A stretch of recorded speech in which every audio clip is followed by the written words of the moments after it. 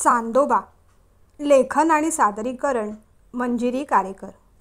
तो दुष्ट राजा त्या म्हाताऱ्या बाईवर खूप अन्याय करत होता, म्हणून राजपुत्राला राग आला. त्या म्हाताऱ्या बाईची त्याला दया वाटली. ती म्हातारी बाई बिचारी आहे, गरीब आहे, म्हणून राजा दुष्टपणाने वागत होता. मग राजपुत्राने आपली तलवार काढली आणि राजाशी युद्ध केलं. युद्धात राजाला हरवलं आणि राजाचा वध केला. आणि मग सगळीकडे राजपुत्राचा जय जयकार झाला. तोच राजपुत्र त्या राज्याचा राजा बनला, शहाणा राजा. गोष्ट पूर्ण झाल्यानंतर तिन्ही मुलांनी आनंदाने टाळ्या वाजवल्या. बरं चला आता झोपा, बराच उशीर झालाय, उद्या शाळेत पण जायचंय ना.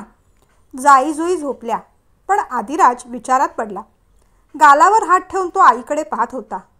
काय रे आदी, झोपायचं नाही? उद्या तुलाही तुझ्या शाळेत जायचं आहे ना? विभाने विचारलं. आपल्या जड जिभेने तोतऱ्या तोतऱ्या आवाजात आदिराजने विचारलं. आई, वध म्हणजे काय? अरे वध म्हणजे खून. अरे म्हणजे मारून टाकणे. आई असं म्हणताच आदिराजचे आधीच मोठे असलेले डोळे अधिक विस्फारले. त्याच्या मनात काही चुकीच्या गोष्टी बसू नयेत म्हणून विभाने तेव्हाच्या तेव्हा मुद्दा स्पष्ट करून टाकला. अरे, राजा आणि राजपुत्राकडे तलवारी असतात. दुष्टपणाने कोणी वागलं तर त्यांना शिक्षा द्यायचा त्यांचा अधिकार असतो. आपल्या इथे कसे पोलीस काका असतात की नाही, तसंच राजाकडे राजपुत्र, सरकार अशी काही लोक असतात. काहीतरी कळलं आणि काहीतरी कळलं नाही असे भाव आदिराजच्या चेहऱ्यावर होते. बरं झोपायचं का आता? मग दोन्ही बहिणींना दूर करून आदिराज आईच्या कुशीत शिरला. आईचं त्याच्यावर सगळ्यात जास्त प्रेम होतं. तो मुलगा आहे म्हणून नाही, तर तो विशेष मुलगा आहे म्हणून. Special child. आपल्या बाबतीतच हे असं का व्हावं या विचाराने कधीकधी तिला खूप त्रास होई. पण मनुष्य कर्माच्या अधीन असतो या गोष्टीवर सुद्धा तिचा पूर्ण विश्वास होता. आपल्याला येणारी प्रत्येक सुखदुःख आपल्याच या जन्मीची किंवा गतजन्मीची कर्मफळं असतात. नाहीतर कुणाचं काही वाईट न करता विलाससारखा नवरा आपल्याच कर्मात का आला असता? तिने तिन्ही मुलांच्या डोक्यावरून हात फिरवला, त्यांची पांघरुणं नीट केली आणि मग ती खिडकीत येऊन बसली. पौर्णिमेचा चंद्र आज किती सुंदर दिसत होता. तिच्या मनात विचार आला.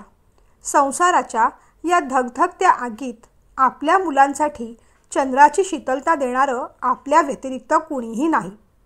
आपल्याला कितीही चटके लागले तरीही चालतील, पण आपली शीतलता आपल्या मुलांवर आजन्म ठेवायलाच हवी.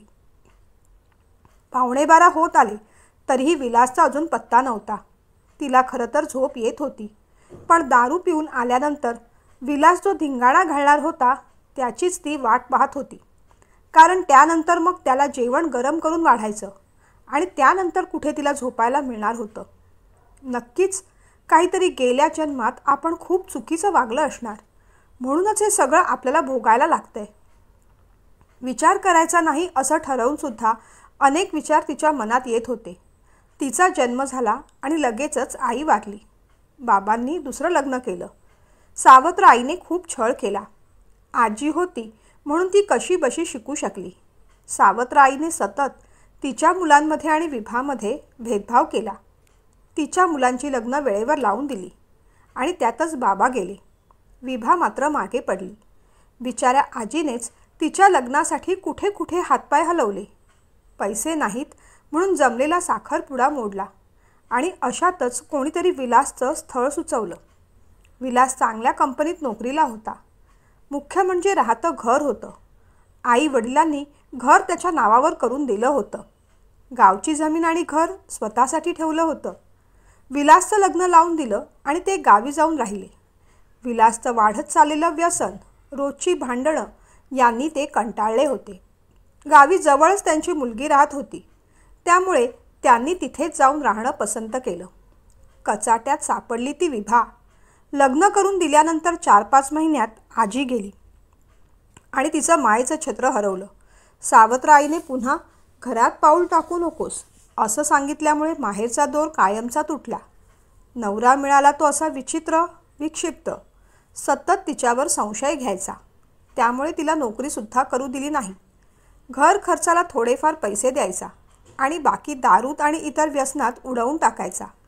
शिकलेला असूनसुद्धा त्याच्या शिक्षणाचा काही उपयोग नव्हता. संस्कार तर त्याच्यावर नव्हतेच, पण जबाबदारी, माणुसकी या गोष्टीसुद्धा त्याच्या गावी नव्हत्या. डिलिव्हरीसाठी विभाला गव्हर्नमेंट हॉस्पिटलमध्ये जावं लागलं. तेव्हाही मुलगी झाली म्हणून तो बघायला आला नाहीच. मुलगा हवा म्हणून दुसरा चान्स घेतला, पण दुसरी ही मुलगीच झाली. आता 2 मुली आहेत, बस झालं, असं विभाने ठणकावून सांगितलं. तेव्हा तो रागावला. तिला गुरासारखं मारलं.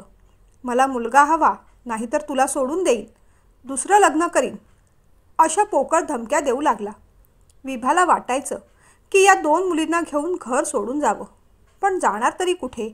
हातात पैसा नाही, नोकरी नाही. नोकरी करायची म्हटली तर मुलींना ठेवायचं कुठे? त्यात कधी कधी याची शिफ्ट असायची. हा घरी असला की मग मुलींचा राग करायचा आणि तशातच ती 3ऱ्यांदा प्रेग्नंट राहिली. ॲबॉर्शन करावं का असाही विचार तिच्या मनात येऊन गेला, पण तशी हिंमत झाली नाही. मन चित्तसुद्धा थाऱ्यावर नव्हतं. अलीकडे विलास रोज पिऊन यायला लागला होता. रोज रात्री घरी येऊन धिंगाणा करायचा, बायकोला मारायचा. त्याचं हे असंच चाललं होतं. शेजारच्या लोकांनी कंटाळून पोलिसांना फोन केला. पोलीस येऊन त्याला पकडून घेऊन गेले खरे, पण 4 दिवसानंतर त्याला सोडूनसुद्धा दिलं. विभाला आता सगळ्या बाजूने अडकल्यासारखं झालं. मुली लहान होत्या म्हणून नोकरी करता येत नव्हती. घरी काही करावं तर या माणसाच्या संशयी स्वभावामुळे तेही जमणार नव्हतं. बाहेर कुठे पडायचं तर पैसा हवा, आणि त्यात आता पुन्हा नको असलेली प्रेग्नन्सी. रोज रात्री दारू पिऊन तो शिवीगाळ करायचा, मारहाण करायचा. सगळं आता सहन करण्यापलीकडे गेलं होतं. देवाने सगळेच मार्ग बंद करून टाकले की काय असं तिला वाटायचं. ज्या घरात विलास फक्त एकटाच जगत होता, बाकी सगळे तर रोजचं मरण अनुभवत होते. कधीकधी तो त्या लहान मुलींनासुद्धा मारायचा. त्या बिचाऱ्या भीतीने कोपऱ्यात कुठेतरी जाऊन बसायच्या. अशाच एका रात्री मुलींना झोपवून तीही त्यांच्या शेजारी जरा पडली होती. तिला डुलकी लागली आणि बहुतेक गाढ झोप लागली. दरवाजा ठोठवण्याच्या आवाजाने तिला जाग आली. बाप रे, विलास आला वाटतं. याला येऊन बराच वेळ झाला असेल का? तसं असेल तर आल्यावर तो आता अधिक चिडणार, असा विचार करून घाईघाईने ती उठली आणि तिने दरवाजा उघडला. ती सॉरी म्हणेपर्यंत त्याने तिला ढकललं आणि उगीचच मारू लागला. घाबरून मुली उठल्या, त्या मध्ये पडू लागल्या. तेव्हा त्याने त्यांनाही मारायला सुरुवात केली. मुलींना वाचवायला जावं म्हणून विभा उठली, तर त्याने तिच्या पोटात जोरात लाथ मारली. तिच्या पोटात एक जोरात कळ गेली. ती विव्हळली आणि एकदम किंचाळली. दोन्ही मुली घाबरल्या, पण त्या निष्ठुर माणसाला बायकोची, मुलींची दया आली नाही. उलट डब्यातले पैसे घेऊन तो पुन्हा बाहेर निघून गेला. मग विभानेच मुलींना पाठवून शेजारच्या काकूंना बोलावून घेतलं. शेजारच्या 2-3 बायकांनी मिळून तिला हॉस्पिटलमध्ये नेलं. प्रेग्नन्सीमध्ये खूपच कॉम्प्लिकेशन्स झाली. बाळाची पोझिशन बदलली गेली होती. बाळ आडवं झालं होतं. वेळेच्या आधी डिलिव्हरी झाली. औषध घ्यायला पैसे नव्हते म्हणून प्रेग्नन्सीच्या वेळेस काही औषधंसुद्धा चुकवली गेली होती. या सगळ्या निष्काळजीपणाचा परिणाम असा झाला की झालेलं बाळ मतिमंद झालं. मुलगा झाला या आनंदात विलास हॉस्पिटलमध्ये तर आला, पण डॉक्टरांनी त्यालाच उलट काही गोष्टी समजावून सांगितल्या. हे पहा, हे मूल नॉर्मल नाही, शिवाय फार अशक्त आहे. याची तुम्हाला खूप काळजी घ्यावी लागेल. काही दिवस त्याला ICUमध्ये ठेवावं लागेल. मुलगा झालाय ना, मग वाटेल तेवढे पैसे खर्च करू, असं म्हणत विलास बेफिकिरीने वागला. बाळ घरी आल्यानंतर विभाने जमेल तेवढी काळजी घेतली, पण डॉक्टरांनी जी गोष्ट सांगितली होती त्या गोष्टीने तिच्या मनावर आघात केला होता. हे मूल नॉर्मल नाही, याचाच अर्थ ते ॲबनॉर्मल आहे. समाजाने कितीही चांगलं नाव दिलं, स्पेशल चाइल्ड असं म्हटलं, तरी आता आपल्या वाटेला काय दुःख आलं आहे हे फक्त त्या आई-वडिलांनाच माहीत असतं. आपलं बाळ इतर मुलांसारखं नाही, त्याची मती मंद आहे, ते मतिमंद आहे, हे पचवायला खूप मोठी हिंमत आणि धैर्य लागतं. मुख्य म्हणजे आयुष्यभर त्याला आता असंच पाहावं लागणार आहे, हा त्रास मोठा असतो. आणि त्याहून मोठी असते ती चिंता. आपल्यानंतर या बाळाचं कसं होणार ही चिंता अशा मुलांच्या प्रत्येक आईवडिलांना पोखरून खात असते. बाकी ठिकाणी निदान नवरा बायको एकमेकांबरोबर असतात, पण इथे तसंही नव्हतं. हे मूल नॉर्मल नाही हे लक्षात येताच विलासची चिडचिड होऊ लागली. त्या बाळाचा तो राग करू लागला. एवढंच नाही तर विभालाच या सगळ्या गोष्टीचा दोष देऊ लागला. एकदा तर त्याने हद्दच केली. हे असलं वेडसर मूल माझं नाही, हे मूल दुसऱ्या कुणाचं तरी आहे असं मूर्खासारखं बडबडू लागला. पण सहन करण्यापलीकडे विभाच्या हातात काही नव्हतं. दिवस महिने वर्ष जात होते. उलट आता तर जास्त सांभाळून राहावं लागणार होतं तिच्या छोट्या बाळासाठी.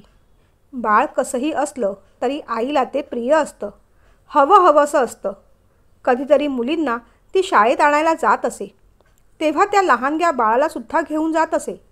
तिथल्या एका टीचरने तिला सुचवलं, ताई, तुमचं बाळ स्पेशल चाइल्ड आहे ना, पण असं घाबरून जाऊ नका. अहो, माझाही मोठा मुलगा असाच आहे, पण आम्ही त्याची नीट काळजी घेतो. या मुलांसाठी वेगळी शाळा असते. तुम्ही तुमच्या बाळाला तिथे घेऊन जा. बघा, त्याच्यात नक्कीच सुधारणा होईल. आपलं मूल इतरांसारखं नाही आणि त्यांच्यासारखं कधीही होऊ शकणार नाही हे पहिल्यांदा ॲक्सेप्ट करावं लागतं. पण निदान मोठं होऊन तो स्वतः तरी मॅनेज करू शकेल एवढं तरी त्याला जमवायला हवं. या मुलांमध्ये सुद्धा वेगवेगळ्या कॅटेगरी असतात. बॉर्डरलाईन मतिमंद मुलं बऱ्यापैकी नॉर्मल वागू शकतात. तुम्ही एकदा त्याची IQ टेस्ट करून घ्या, त्यांनी माहिती दिली. मग कुठेतरी थोडी तरी परिस्थिती बदलेल अशी विभाला आशा वाटू लागली. त्याच टीचरांच्या ओळखीने तिने आदिराजसाठी त्या शाळेत ॲडमिशन घेतलं. पण त्या शाळेचा खर्च कसा भागवायचा हा तर प्रश्न होता. विलास देत होता त्या पैशातून घरचं आणि मुलींची फीस भागत नव्हती.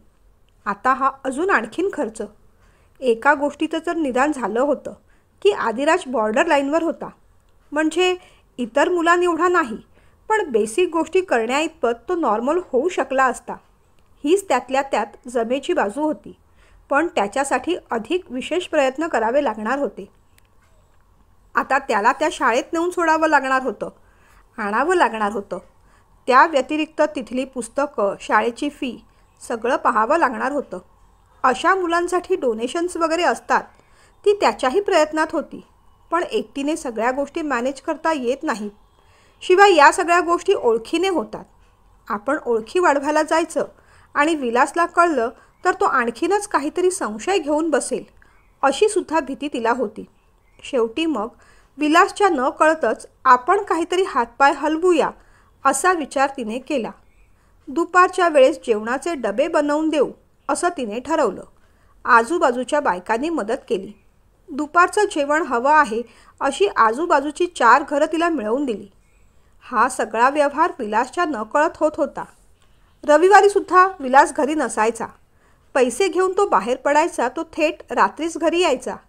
त्यामुळे तसा काही प्रॉब्लेम आला नाही.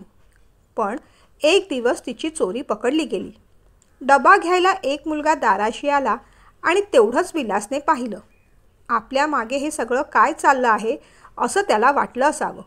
नशेत तर तो होताच आणि त्यात संशयाचा किडा डोक्यात वळवळला. त्या दिवशी त्याच्यात जणू दानव शिरला. त्याच्या हातात दारूची बाटली होती. शिव्या घालतच तो घरात शिरला. अचानकपणे विलास आलेला आहे हे पाहून विभाचे धाबे दणाणले. पटापट डबे भरून तिने त्या मुलाची बोळवण केली. पण तेवढ्यात विलासने दरवाजावर लाथ मारली. किचनमधले सगळ्या वस्तू इकडे तिकडे फेकून दिल्या. पिठाचा डबा रिकामी केला. जिकडे तिकडे पीठ सांडलं. हातातला ग्लास त्याने विभावर भिरकावला. तीनही मुलं घाबरून एका कोपऱ्यात जाऊन बसली. ऐकून तर घ्या, अहो, आपल्या बाळासाठीच, संसारासाठीच सगळं करत होते मी फसवत नाही तुम्हाला.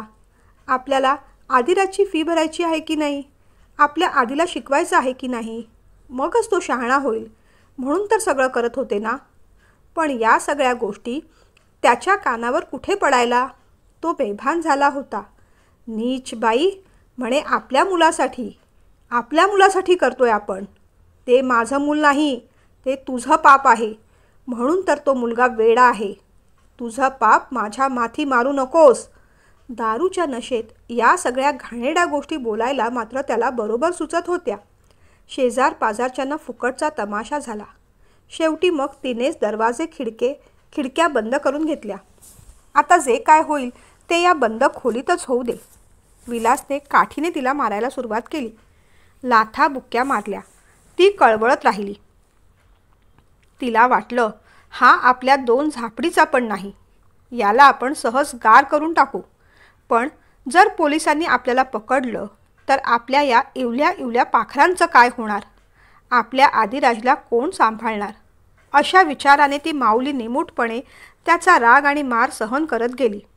मुलं रडत होती, पण त्या नराधमाला दया येत नव्हती. त्याने दारूची बाटली उघडली. त्यातली दारू ढसाढसा ढोसली. अंगात नशा शिरली तशी अधिक मस्ती आली आणि त्याने पुन्हा बायकोला मारायला सुरुवात केली. ती बिचारी कळवळत राहिली, पण त्याला तिची दयाच येत नव्हती. शेवटी मोठी मुलगी मध्ये पडली. त्याने तिलाही भिंतीवर आदळून दिलं. तिनेच मग मुलांना सांगितलं, बाळांनो, तुम्ही तिथे बसून राहा. आईला काही होणार नाही. बाप्पांनी तुमच्या आईला 100 वर्ष जगण्याचं वरदान दिलं आहे. तिच्या पिल्लांच्या पंखात बळ येईपर्यंत आईला काही होणार नाही. ती काही मरणार नाही. रडून रडून ती बिचारी बोलत होती. पण तिचे शब्द या नालायक माणसाच्या कानात कुठे पडत होते? आदिराजला आपल्या आईची आणि बहिणींची दया येऊ लागली होती. आपल्या ताईच्या डोक्याला लागलं आहे हे त्याने पाहिलं. एकीकडे आपली आई मार खाते आहे, दुसरीकडे छोटी ताई रडते आहे आणि तिसरीकडे मोठ्या ताईच्या डोक्यातून रक्त येतं आहे. हे सगळेजण त्रासात आहेत, दुःखात आहेत, रडत आहेत हे त्या जीवाला कळत होतं. तोही बिचारा घाबरून रडत तर होताच. विलासने पुन्हा एकदा लाथ मारली. तेव्हा मात्र विभा जोरात किंचाळली. बस नालायक माणसा, बस. आता सहन होत नाही मला.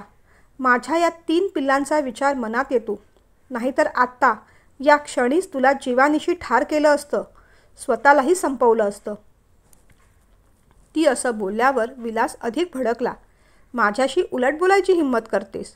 कुलक्षणी, स्वतःच्या हाताने स्वतःचं कुंकू पुसायला निघाली आहेस. स्वतःच्या नवऱ्याला मारायच्या बाता करतेस? थांब, आता सोडत नाही तुला. असं म्हणत तो अधिक चिडला.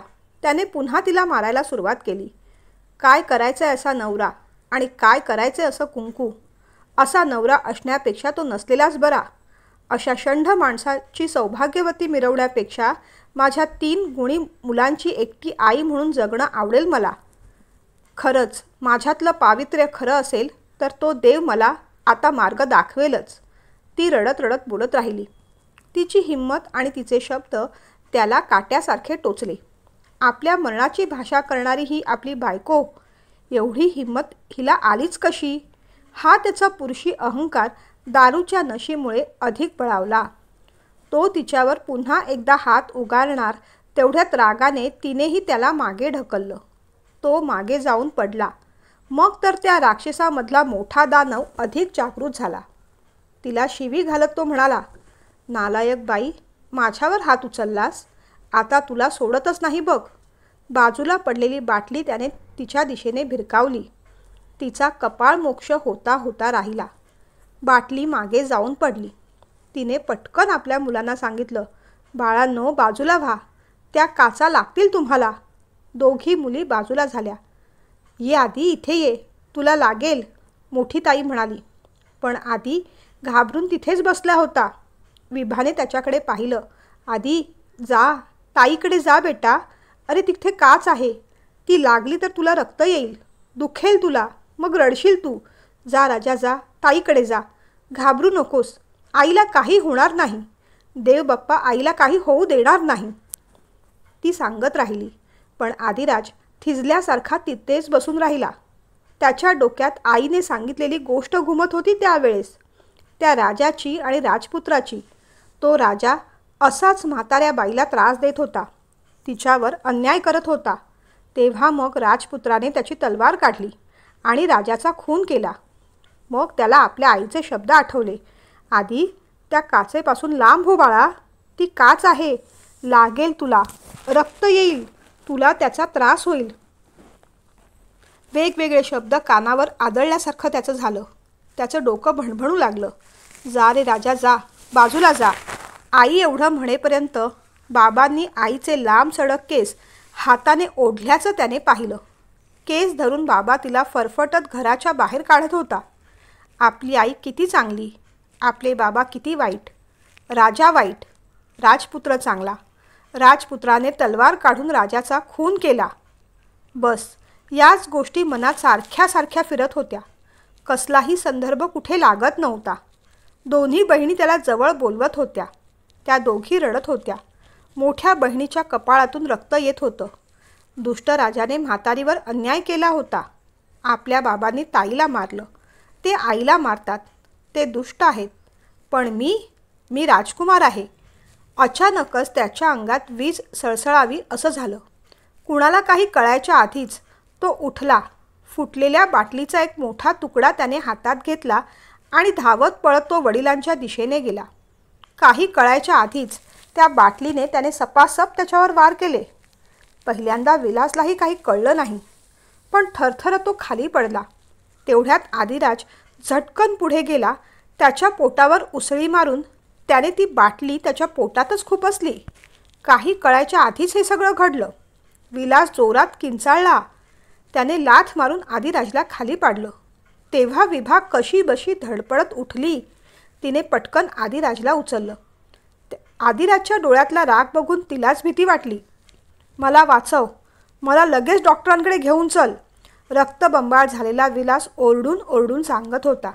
त्याच्या पोटातून खूप रक्त वाहत होतं, पण सगळेजण त्याच्याकडे नुसते पाहत होते. तो अपेक्षेने विभाकडे हात मागू लागला.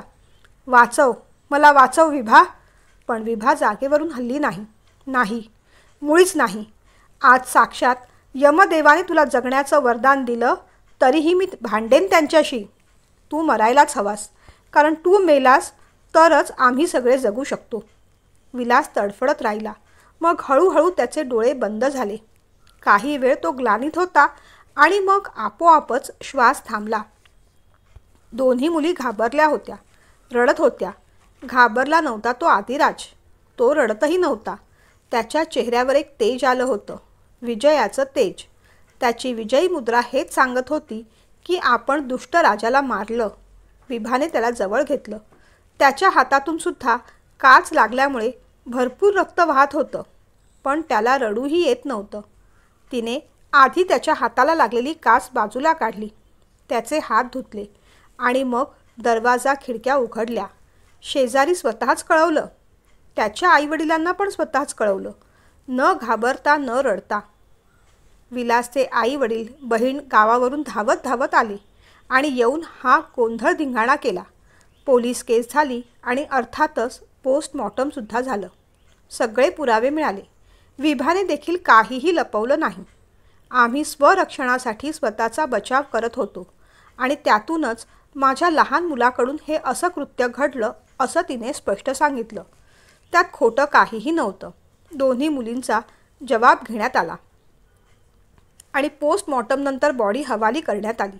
अंत्यसंस्कार मुलाच्या हातून झाले पाहिजेत असं कोणीतरी म्हणालं तेव्हा विलासच्या आईने आदिराजला खूप शिव्या घातल्या. या हलकट नीच कार्ट्यामुळे माझा मुलगा गेला. यानेच माझ्या मुलाला मारलं. याला मी सोडणार नाही. एकदा का माझ्या मुलाचं कार्य झालं की मग तुम्हा कुणालाही मी सोडणार नाही. विभा आणि तिच्या मुलांकडे बोट दाखवत ती म्हातारी आक्रोश करू लागली. माझ्या मुलाच्या देहावर या कार्ट्याकडून तरी मी अंत्यसंस्कार करून घेणार नाही असं म्हणून रागारागाने ती आदिराजचा गळा पकडू लागली. मांडीवर त्याला घेऊन बसलेली विभा मग मात्र चवताळली. आपल्या मुलाला त्रास झाला म्हणून जीव तळमळला ना? आजपर्यंत तुमचा नालायक मुलगा रोज मला आणि माझ्या मुलांना मरण यातना देत होता, त्रास देत होता. तेव्हा तुम्ही सगळे कुठे होता? तेव्हा आमची दया कुणालाच आली नाही. तुमच्या या मुलावर वेळीच चांगले संस्कार केले असते, त्याला धाकात ठेवलं असतं तर वयाआधीच जीव गमवावा लागला नसता त्याला, विभा म्हणाली. गप्प बस. हे सगळं तुझ्यामुळे आणि तुझ्या या पोरामुळे झालंय. यानेच माझ्या मुलाचा खून केलाय. मी याला सोडणार नाही. म्हातारी आई शिव्याशाप देत राहिली. तेवढ्यात कुणीतरी म्हणालं, अरे आधी अंत्यसंस्कार होऊ द्या. विलासची आई म्हणाली, या पिसाळलेल्या वेड्या मुलाच्या हातून माझ्या मुलाचा अंत्यसंस्कार मी होऊ देणार नाही. आपल्या मुलाबद्दल असले बोल ऐकून विभासुद्धा भडकली. पण ती वेळ रागवण्याची नव्हती. ती शांतपणे एवढंच म्हणाली, पिसाळलेला माझा मुलगा नाही, तुमचाच मुलगा होता आणि कोणतेही संस्कार करण्याच्या तो लायकीचा नाही, अगदी अंत्यसंस्कारसुद्धा नाही. त्याचा अंत त्याने स्वतःच्या कर्माने करून घेतला आहे आणि तेव्हा माझा मुलगा त्याचे अंत्यसंस्कार करणार नाहीच. मग विलासच्या वडिलांनी अंत्यसंस्कार केले. कोर्टात केस झाली, पण निकाल विभाच्या बाजूने लागला. शेजारच्या लोकांनी विलासबद्दल सगळं खरं सांगितलं. तो अट्टल दारुड्या होता. रोज येऊन बायकोला मारहाण करायचा, मुलांना मारायचा, घरी पैसेही द्यायचा नाही, बायकोवर संशय घ्यायचा. म्हणून तिने पोळी भाजी देण्याचं काम सुरू केलं होतं. पण त्याचा यावरही आक्षेप होता. ती प्रेग्नंट असतानासुद्धा त्याने तिला बेदम मारलं होतं. म्हणूनच आदिराजच्या मेंदूवर परिणाम झाला होता. त्या दिवशीसुद्धा ह्यांच्या घरातून भांडणाचा खूप आवाज येत होता. त्याने विभाला आणि मुलांनाही खूप मारलं. त्याच्या खुणा बायकोच्या आणि मुलांच्या अंगावर दिसतच होत्या.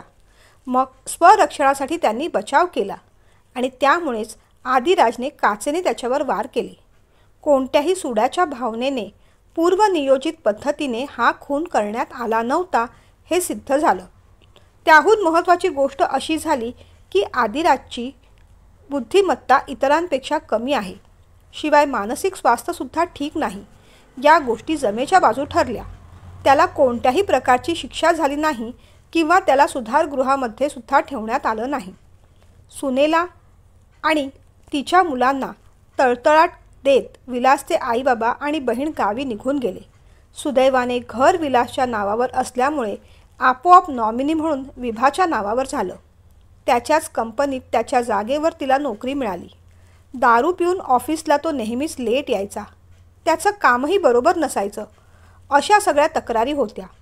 पण विभाने ऑफिस जॉईन केल्यापासून सगळं काम सुरळीत केलं. त्यामुळे सगळेजण खुश झाले. तिला पगारही चांगला मिळू लागला.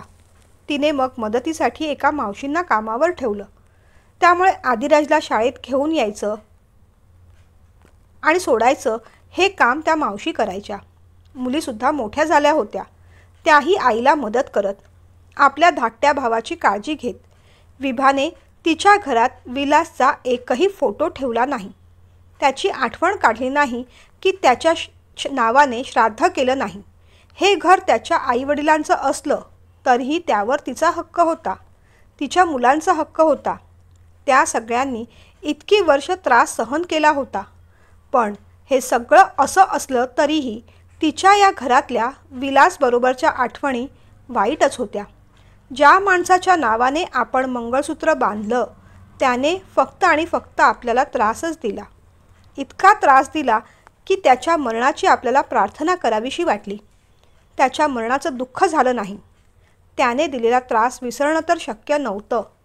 पण आता तोच राग ठेवून पुढचं आयुष्य तिला घालवायचं नव्हतं. ज्या माणसाच्या आठवणी, फोटो, अगदी नावही तिला नकोसं होतं त्या माणसाचं घर तरी कशाला ठेवायचं.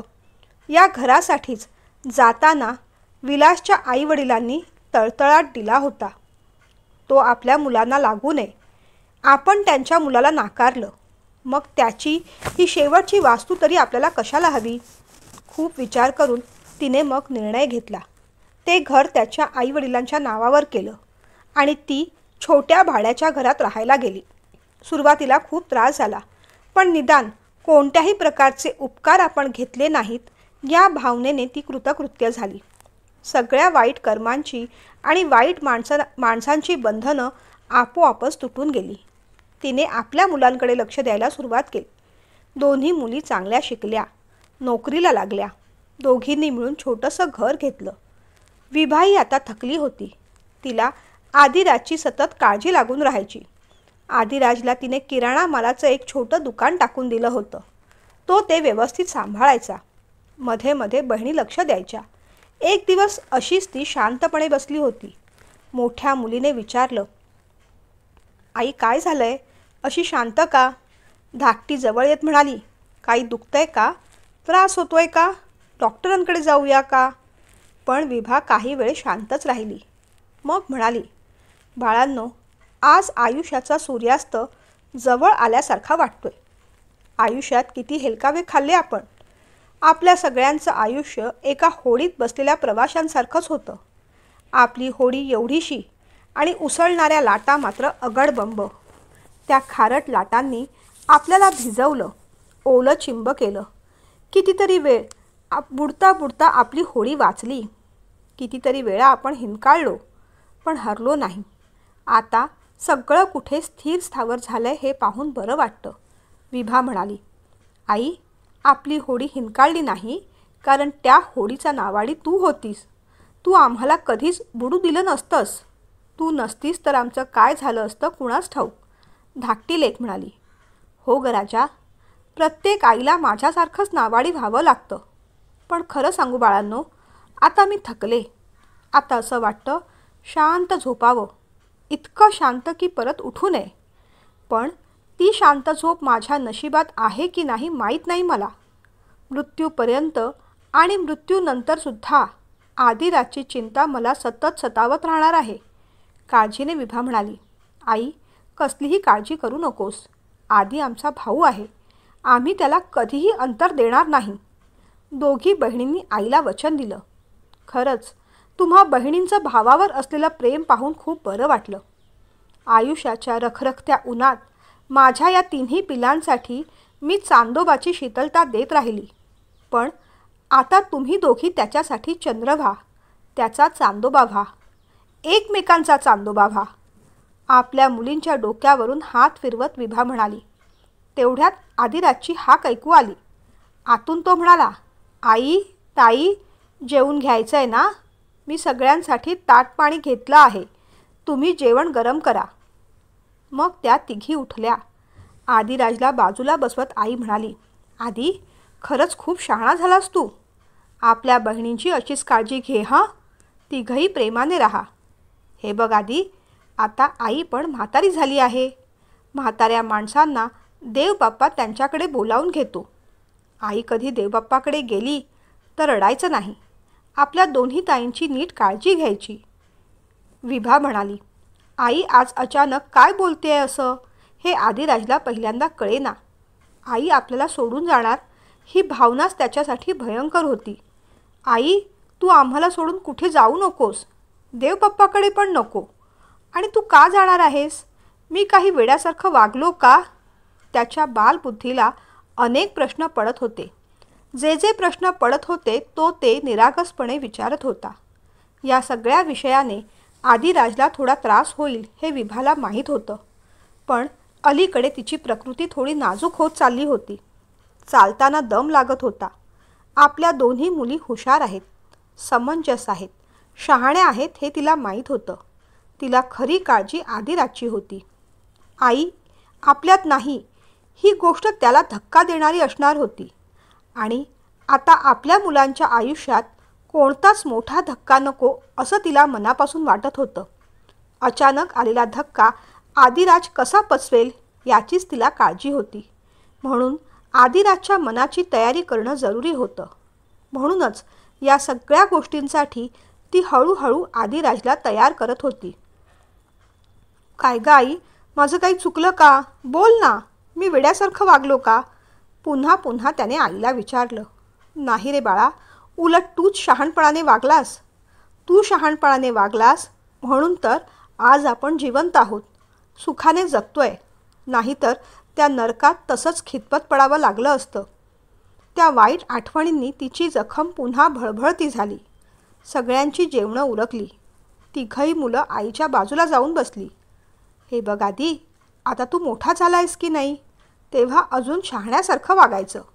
घरची जबाबदारी घ्यायची, बहिणींना सांभाळायचं, कळलं का? ये झोप असा माझ्या बाजूला. विभा म्हणाली, आई आज चांदोबाचं गाणं म्हणशील का? तिन्ही मुलांनी हट्ट धरला. विभाने तिन्ही मुलांच्या डोक्यावरून हात फिरवला. गायला सुरुवात केली. चांदोबा चांदोबा कुठे रे गेलास, झाडांमागे तू असा का रे लपलास? बस एवढंच ती बोलू शकली आणि तिचा श्वास अडकला. तिला उचकी लागली. आई, बोल ना गाणं, काय झालं? बाजूला झोपलेला आदिराज म्हणू लागला. पण आई काहीच बोलत नव्हती. दोघी बहिणी झटकन उठून बाजूला बसल्या. मोठीला कळलं. तिने धाकटीला सांगितलं. मग दोघींनी एकच हंबरडा फोडला. आई ग, आमची आई गेली. मुलांच्या आयुष्यातला आईरूपी चांदोबा आज कायमचा हरवला होता. आईच्या जाण्याने तिघेही उदास झाले. दिवस लोटले तरी दुःख काही कमी होत नव्हतं. मोठी बहीण जेवण करून ठेवायची, पण जेवायची इच्छा मात्र कुणाचीच व्हायची नाही. आता आदिराज सुद्धा अधिक शहाणा झाला होता. गादीवर पडून आईच्या आठवणीने तिघेही रडत असत. त्या रात्री दोघी बहिणी आईच्या आठवणीने हवालदिल झाल्या होत्या आणि अशाच रडत होत्या. मग आदिराज उठला, आतल्या खोलीत गेला. कपाटातून आईची एक साडी काढली. बाहेर येऊन ती बहिणींच्या अंगावर घातली. मायेने, प्रेमाने दोघींच्या डोक्यावरून त्याने हात फिरवला. अगदी आई फिरवत होती तसाच. त्या दोघींनाही भावाच्या स्पर्शात आईचाच स्पर्श जाणवला. ये रे चांदोबा, असा जाऊ नकोस. पुन्हा पुन्हा झाडामागे दडू नकोस. नाहीतर खरंच रागवेन मी तुला. माझ्याच खिडकीसमोर आणून ठेवेन मी तुला. आईचं उरलेलं गाणं आणि श्वास त्याने पूर्ण केला. त्याच्या जड जिभेने आणि तोतऱ्या पण मृदू आवाजात तो गात राहिला. अगदी मायेने आणि प्रेमाने दोघींच्या डोक्यावरून हात फिरवत राहिला. त्या दोघींना झोप येईपर्यंत. त्या दोघी झोपल्या. त्यानंतर मात्र तो खिडकीकडे उभा राहिला. आज त्याला खिडकीतून पौर्णिमेचा चंद्र दिसला. तो अगदी त्याला त्याच्या आईसारखा भासला. तो चंद्रही जणू त्याच्याकडेच पाहत होता. माझ्यानंतर तुम्ही एकमेकांचे चांदोबा व्हा. आईचे शब्द त्याच्या बालसुलभ बुद्धीला आठवत होते. आईच्या आठवणीने त्याला खुदकन हसायला आलं. तो आकाशातला चंद्रसुद्धा त्याच्याकडे पाहून मग समाधानाने हसला. ज्या लेकराची आईला सगळ्यात जास्त काळजी होती, ते लेकरू, ते वेडं लेकरू आज घरासाठी, बहिणींसाठी त्यांचा चांदोबा झाला होता.